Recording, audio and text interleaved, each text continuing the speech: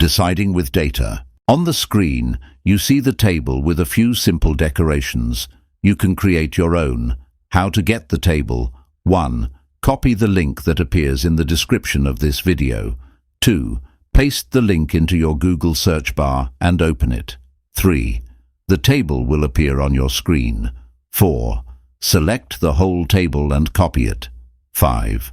Open LibreOffice Calc or another spreadsheet. 6. Paste the table into cell A1. Click on cell E2 and write the formula in red. Calc understands it. All formulas start with the equal sign. Then write the formula you see in red.